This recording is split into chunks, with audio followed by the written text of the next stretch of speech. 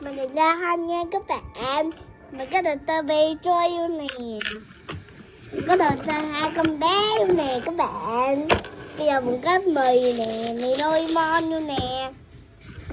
Nè, cái điện thoại giả trong vai tay luôn nè, vai tay đi Hà Nội, vai tay đi đâu ta? Để đi tới với hai rồi. Bây giờ nhờ các bạn mình sẽ nhủ ba mình xong rồi mình sẽ nhủ với mẹ mình nha. Anh em thích giỏi. Rồi ai muốn nhậm dạ anh em thích giỏi nào? Cho tay em.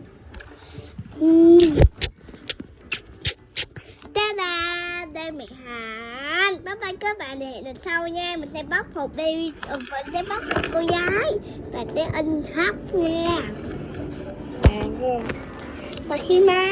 Hello, hello, I love you.